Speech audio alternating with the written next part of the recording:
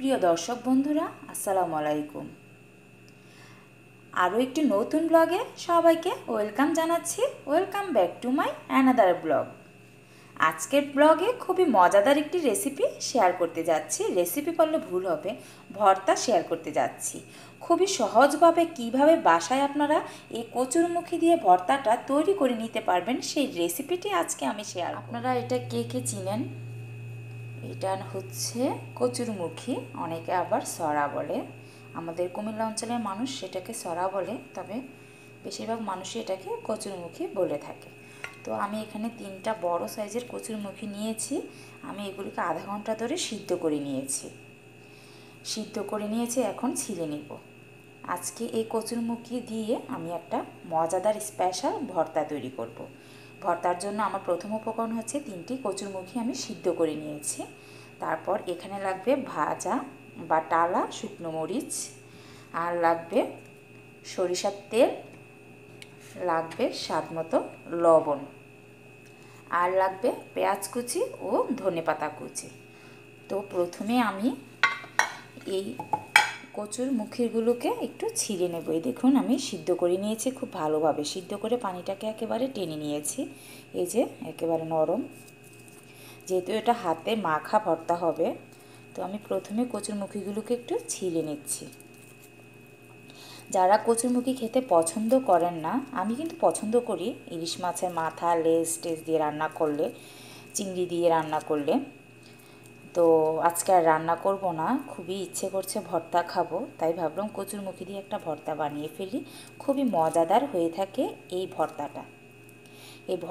আজকে আপনারা যারা যারা দেখবেন এই রেসিপিটা, অবশ্যই বাসায় একবার ট্রাই করবেন। আশা করছি নিরাশ হবেন না। এই যে আমি কচুরমুখীগুলোকে ছিলে নিচ্ছি। তো আমি এখানে 2টো শুকনো মরিচ নিচ্ছি। আপনারা আপনাদের পছন্দ অনুযায়ী ঝাল কম বাড়িয়ে নিতে পারবেন।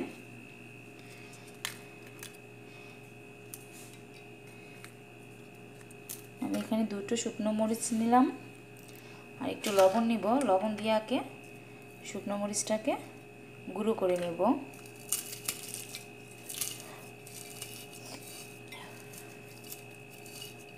এই যে এভাবে লবণ দিয়ে শুকনো মরিচটাকে আমি ভেঙে নিলাম।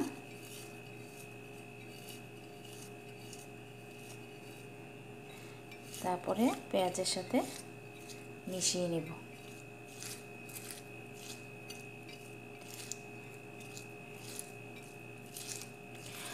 মরিচ আর পেঁয়াজটা যদি খুব ভালোভাবে মাখা হয়, তাহলে যে কোনো ভর্তার টেস্ট এর দ্বিগুণ বেড়ে যায়। আপনারা যদি পেঁয়াজ মরিচটা হাত দিয়ে ডলে ডলে ভালোভাবে মিশিয়ে মেখে নিতে পারেন, তাহলে যে কোনো ভর্তাই খুবই মজাদার হয়ে থাকবে। আর ভর্তা মানেই তো লোভনীয় একটা খাবার। আপনারা অবশ্যই বাসায় একবার ট্রাই করে দেখবেন এই কচুরমুখী দিয়ে ভর্তাটা খেতে কেমন। আমি এখন এখানে সরিষার তেল দিয়ে দিচ্ছি।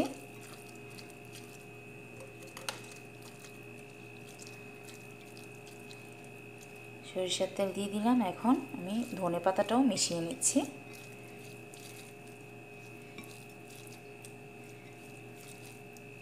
এটা আমি এক পাশে রেখে দিলাম। এখন আমি কচুরমুখীগুলোকে একটু হাত দিয়ে ম্যাশ করে নিব।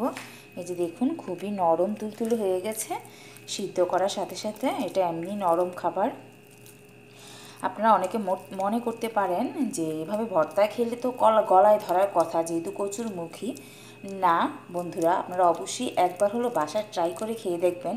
এই ভর্তাটা খেতে কোনো গলায় ধরে না, অসম্ভব মজাদার হয়ে থাকে।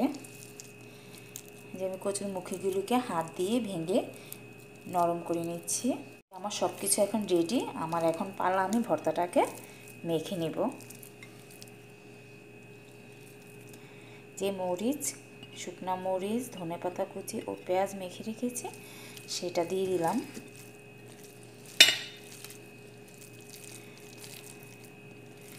এখন সব কিছু মেখে নেওয়ার পালা। মজাদার কচুরমুখীর ভর্তাটা একটু পরিবেশন করে দেখাচ্ছি। দেখুন কতটা সুন্দর এসেছে। এই মজাদার কচুরমুখী ভর্তাটা আপনারা অবশ্যই একবার হলো বাসায় আমার মতো ট্রাই করে দেখবেন। অসম্ভব খেতে মজাদার হয়ে থাকে। এটার যে একটু আঠালো ভাবটা ভর্তার, এটাই হচ্ছে মেন মজাটা। তো দর্শক বন্ধুরা, খুব ইজিভাবে আপনাদের সাথে কচুরমুখী দিয়ে ভর্তার রেসিপিটা শেয়ার করার চেষ্টা করেছি। আশা করছি সবার ভালো লাগবে।